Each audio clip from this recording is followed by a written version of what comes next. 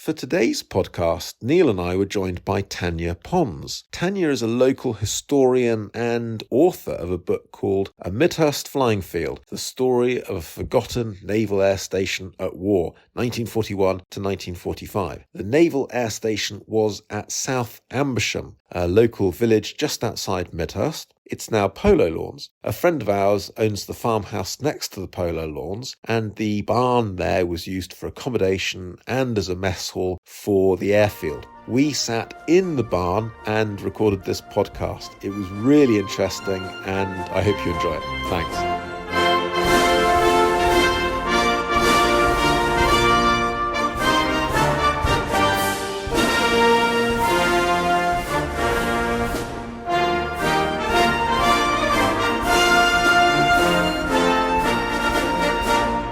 Welcome to the podcast. Hi, Neil. Hi, good to be here. We are joined for our podcast today by Tanya Pons. Good morning, Tanya. Good morning. Hi, Tanya. And Tanya is the author of a brilliant book set in Midhurst, A Midhurst Flying Field, 1941 to 1945. And that is the subject of today's podcast. Midhurst Flying Field here at South Amersham was officially requisitioned by the Royal Navy in March 1941. Mm-hmm. And then in October 1941, the first aircraft and personnel arrived. Yeah, well, this is brilliant. We've spent the last few hours poking around our friend's farmhouse and the barn. We're on the edge. If I can just describe it and jump in, Neil, if I've got it wrong here, but we're in the hamlet of South Amersham. It's a crossroads. We are just about a mile away from where we did our last podcast at the pillbox. So we're just on the north side of the railway line, which we talked about a lot in that podcast. And we're at a crossroads. To one side of us, looking out, is the polo pitches, which was the airfield, and we are standing here in the barn, which was the mess hall. Well, describe it, because it's been very sympathetically restored, and it is it's really the same layout and a lot of the same features, we'll come on to that, as it would have been in 1941, 1942. It's a lovely old barn. It's got one mess table, and we're told by Tanya that in the day, back in the 1940s, there were two mess tables, and also there's a mezzanine level just above us.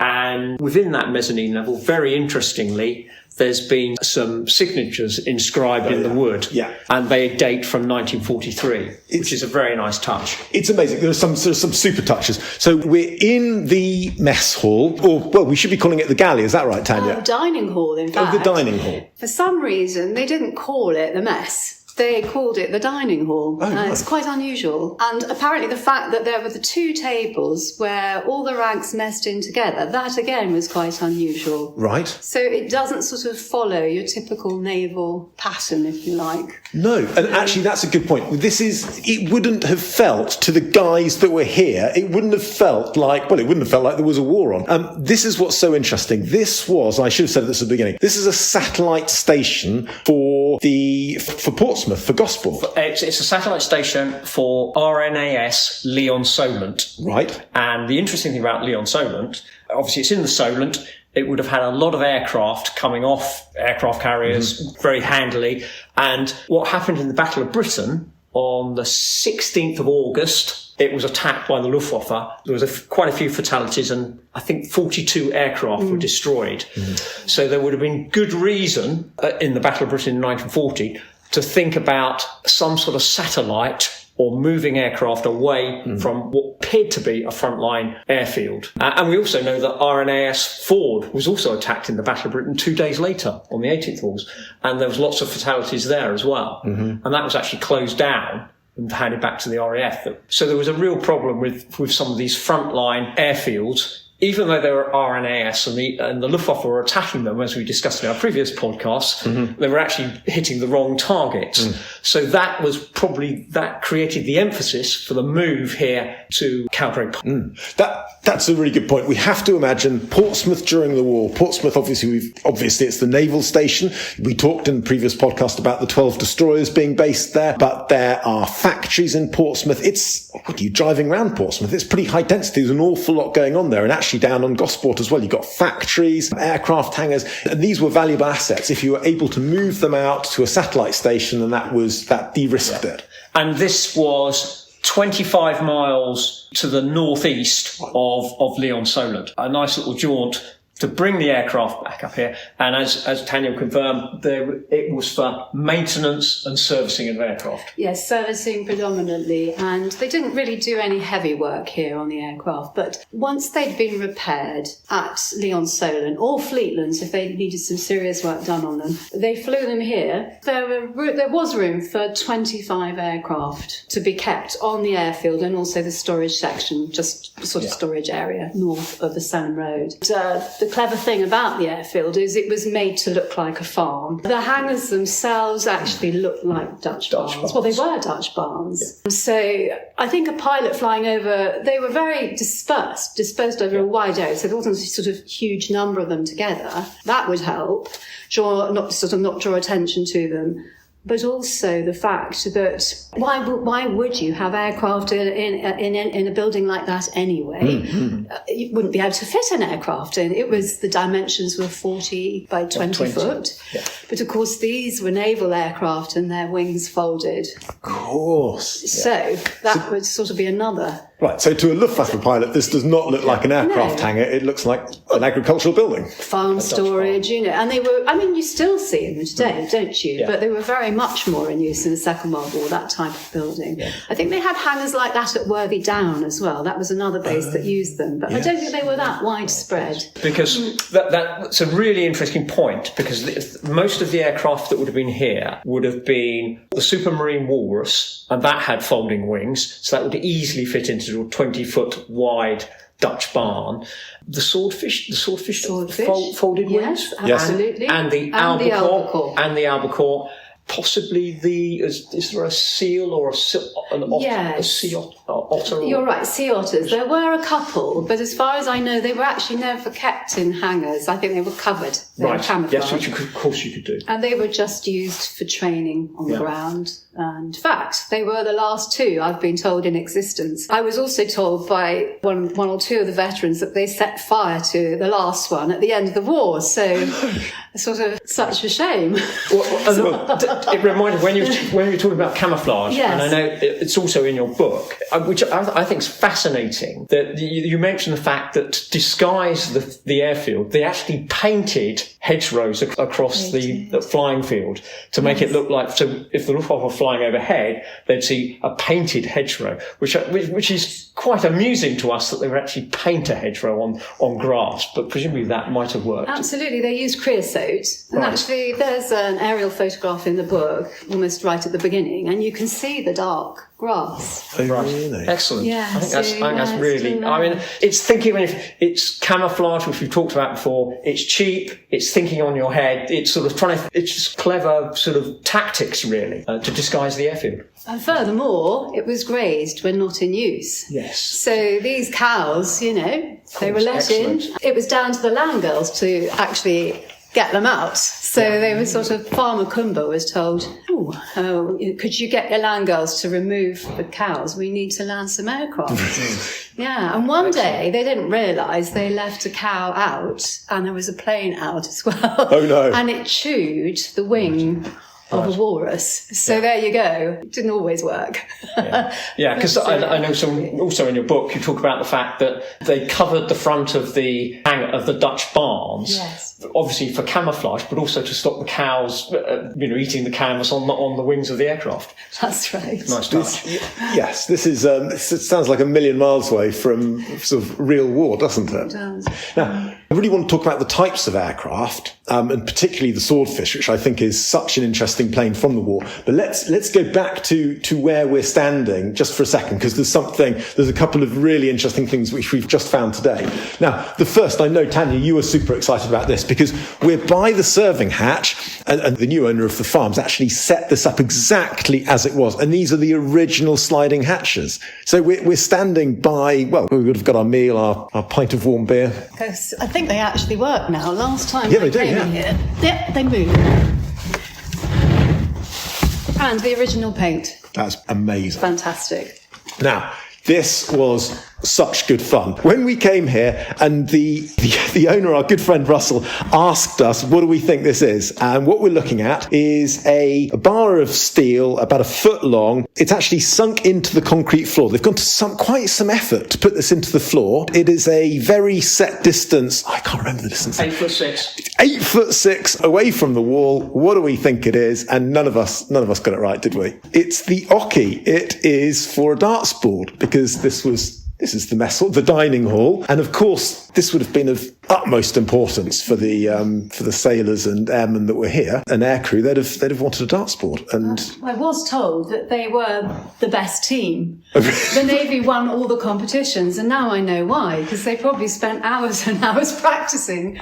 Incredible. Yeah, this was high priority. They've actually sunk a steel bar into the concrete floor to have it exactly the right distance away. And Tanya, just tell us about, because really interesting, this site, the mess hall, the dining hall, right opposite, on the opposite road, was a pub called, what was it was called the Old House at Home. The Old House at Home. Yes. And you have mentioned the fact that this was a bit of a record for closest distance from a naval base to a pub. Yes. Where literally it is 10 metres. Well, you could throw a dart at it, actually, almost. And yes, I brought some naval historians around here once, and they said they'd never seen a pub so close to a mess deck. Which I think is a lovely touch. Yeah. Sailors could find their way back to barracks, could they? It wasn't too difficult. So, and actually that paints a picture of what it was like to be here during the war. And we were all saying, this is a pretty good gig, isn't it? Because it's local. Well, we're biased, but we think Midhurst would be a pretty nice place to be based in the war. And yeah, we've got a pub across the road, and it's almost like R&R. It's almost like rest and recuperation. Right. And Tanya, you alluded to that there might have been some minor effort by naval authorities to post people here who maybe have had a bit of a tough time. And that sort of makes sense. It was a bit a relaxed posting, shall we say. Definitely. Right. And you mentioned a great example. If you'd been based in Malta or somewhere, and that's a story in itself, if you'd been based in Malta or something, then this would have been an easier place to be. Absolutely. Lots of fresh air, lots of exercise. Because actually one of the things they did was push the aircraft between hangars. They could do engine runs, but often they just pushed them. So, out there, pushing the aircraft around. Fantastic food. Apparently the food was very good here. And as you say, a really lovely place to be based. Beautiful, fresh air. Wonderful place, really. And I think everyone I spoke to really enjoyed their posting here. There was one exception, and I didn't speak to him. I read his interview on a BBC, I think they did some BBC interviews, and he'd said he found it disappointing being here because he had joined the Navy to see the world. And in fact, all he saw was... he was moved on, but this was not why he joined the Navy. Yeah. Just to confirm, the sort of postings, the ratings that would have been here would have been fitters, riggers, armourers, electricians. These are the guys that would be working on the maintenance of the aircraft. Yes, you'd also get very young sailors who actually hadn't been to sea yet. So they were waiting for their first posting. And it just gave them an introduction to naval life, customs and terminology and that kind of thing. Now, while we're talking about the guys who actually served here and worked here, let's go upstairs to the mezzanine, because this was amazing. And we couldn't believe our luck when we found this. We're just going upstairs to the mezzanine inside the barn, and all the rafters and everything. Obviously, it's exactly as you would imagine, but this was covered in a layer of dust until we're looking at what do we call this? We're looking at the horizontal beam across the top of the barn, and we're 7 or 8 metres up now. We're looking at the bar, and we've got the graffiti from the Second World War. Now, Neil, you said this was commissioned in October 41 when they first put this in, and the first date we've got here is... So if it's commissioned in 41, presumably it takes a while to set up, takes a while to build. And the first date we've got here, Tanya, you tell us if this fits with your history. The first date we can see here is initials JH on the 8th of the 10th, 42. That's interesting. That's October 42. Yes, the men moved to Amersham, and first of all, their accommodation wasn't ready. So they had to live in the village hall, I should say Hamlet Hall. Right. That was just north of this building. That gave them time to get everything ready. I was told by one of the veterans that the concrete floor that we've got in this building was actually laid by the Navy because it just would have been a barn before. Yeah. And then I think probably the following year they moved in. They weren't, well, until I'd seen this mezzanine floor, I didn't know it even existed, to be honest. I didn't even know it was here. Some might have slept here, I expect. But over there, just over the farmyard or courtyard or whatever you want to call it, that's the stable block. And that's where most of the men slept. Right. So you had the NCOs on the ground floor, and it was divided because it was actually stables for very posh polo ponies. It was actually central heated, which the men were delighted about. And in each section, each loose box, you had 2 bunks, and then so 2 men in each loose box. And then above that accommodation, there was the I suppose, what would you call it? The first floor. I don't know what you call the first floor of stable block, but anyway, that's where the rating slept. The loft, maybe. The loft, yes. Yeah. It's so interesting to actually have the dates here, and this is going to test my general knowledge a little bit here, but 8th of the 10th, 42. I'm thinking we've had the torch landings in North Africa. 8th Army are making fantastic progress across the desert. October 1942, the 6th Army are still making progress in Stalingrad. It's a really it's a pivotal time of the war, and these guys are based here and putting graffiti up in the loft. It's amazing, isn't it? So we've got a PB 1943, a JW 1943, and a JH 8th, 10th, 42, is that? Yes. Yeah, 8th, 10th, 42. Yes. And we've got a WB 67. That could be a 43. 43, yes. WBs. Perhaps they're listening. Yes. You can really imagine yourself here. And I think we were saying earlier, what's also interesting, in this part of Sussex, in South Amersham, literally nothing has changed since the 19th century. There are no new buildings in this area. So it's really easy to imagine that polo lawn as an airfield. It's exactly as it would have been back then. You don't have to imagine too hard exactly what it would have been like on the ground. I suppose something we ought to say as well is that the west end of this barn, that's where ENSA used to put on entertainments for the men. You did tell us that. That was set out like a theatre. Villagers were allowed in as well, so it wasn't just for the men. People who had some sort of connection, perhaps with maybe, I think in one instance, there's a lady that said that they had NCOs sleeping in their loft, actually. And because of that connection, they were invited to anything that was going on here to entertain the troops. So, Ensa, this is completely new to me. This is travelling amusements for... Yes, entertaining the troops. Putting on shows, entertaining troops. Yeah. Lots of the guys who were in ENSA were actually soldiers, airmen or naval ratings. Right. But also Vera Lynn appeared with ENSA even though she wasn't a serving member. Right. So ENSA was created, I mean, it's good, as far as I'm aware, it was created during the Second World War, not before. Mm-hmm. And this was entertainment which went to all theatres. So that even visiting... Little Midhurst. Little Midhurst, which is a bit of an outpost here, isn't it? Mm. Tanya, sorry to put you on the spot, how many people are based here? Give us a feel for ratings, pilots, small number, mechanics. What total number of people are based here? I think we're talking on an average of between 40 and 50, probably.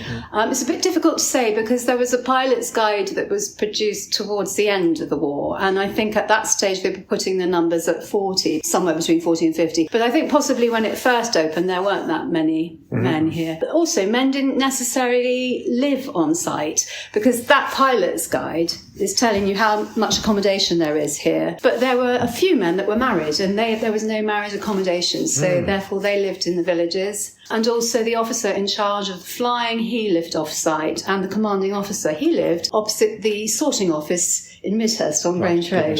So not everybody actually lived here. We said we'd get back to talking about the aeroplanes, and this is so interesting to me because we think of World War II aeroplanes, of course, we think of Spitfire, Hurricane, Lancaster, but this is really, I think, I'm right in saying this is all about the Swordfish. The Swordfish is the plane on the front of your book, and the Swordfish was so interesting to read the history of that this is something that even pilots describe as being from the First World War. In Ludovic Kennedy's book, The sinking of the Bismarck, he talks about these antiquated planes attacking this modern battleship and how incongruent that was. But what's so interesting is that it is actually a fairly modern plane. It's no older than anything else that flies at the beginning of the war. The prototype flies in, I think, 1934. It's ordered about 1936. It's not much older than the Junkers 88, which is state of the art at the time, at the beginning of the war. So, but this is a biplane. It's a really big biplane, and its amazing features is that it takes a super short runway to land. It's easy to fly, and it's a very stable platform for dropping a torpedo. That's its selling point, isn't it? Absolutely. Yeah. And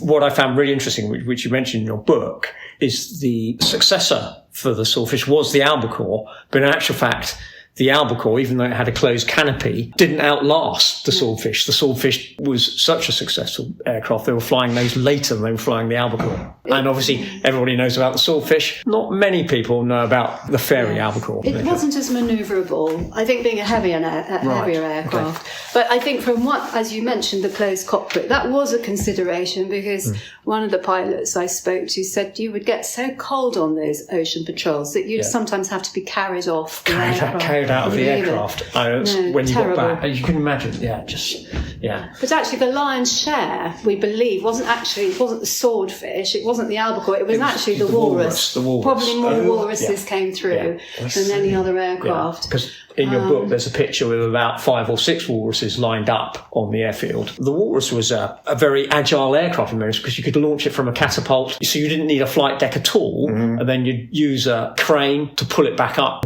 onto the battleship or cruiser, or whatever it's on. And obviously it was absolutely invaluable for air-sea rescue. So a great aircraft from Supermarine. Right, down in Southampton. Yeah. And designed by R.J. Mitchell as well. And if you think this is so different from Spitfire. One of the points in your book was very interesting. They obviously outsourced to the company on the Isle of Wight. There was a link with Cowdray, wasn't there? That's right. Because they built some under license, if you like, Saunders Row on the Isle of Wight. Pearson or Cowdray had a connection, didn't they? Yes, and I think at the end of the war, he wanted to, I think actually he may have been asked to keep some sea otters. Right. Which actually were then, they kind of replaced the walrus. What is a sea otter? A sea otter is, in fact, it looks very much like a walrus, but the engine's the other way around. The engine, because the walrus is a fascinating aircraft because it's got 2 wings. It's a biplane above the fuselage, and the engine is in the middle of those 2 wings, facing backwards. And that's obviously quite an unusual setup. Yes. And obviously it's a seaplane, so it's got floats on the wings, and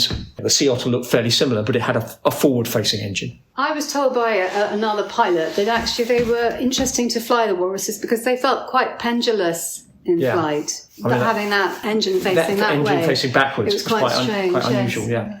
But one Sea Otter definitely did land here during the war because there's a photograph of it in the book. But most of the aircraft here were walruses, swordfish and albacores. For the aeroplane spotter that were in around it here in the 1940s, so interesting because there was an Avro Anson landing, there was Percival Proctor's landing, and then there was the Chesapeake, which was an American.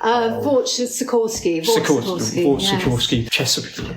And those weren't a great success, apparently. No, these are the ones that we call cheesecakes, or that the British pilots call cheesecakes, because we can't pronounce Possibly. Chesapeake. Well, they actually burst into flames here. Did you read the account in the book? Yeah. It was a very cold morning, and some pilots were sent to collect them. ATA pilots. ATA pilots, and it was very cold, and the sailors were trying to get the engines going, and they were just all bursting into flames. Really? Yes. Not the entire aircraft, but there was a problem anyway at the beginning, and they managed to take off. But it shows you the sort of aircraft these pilots had to put up with sometimes. And this is so interesting because these are airplanes that do look slightly otherworldly. It's not what we imagine World War II airplanes to be like. As I say, we imagine Spitfires and Hurricanes. They do look otherworldly. And of course, we didn't mention this, the Swordfish is called by the pilots, it's called the string bag because it looks like a string bag. It's the same sort of manufacturing as a Hurricane, or actually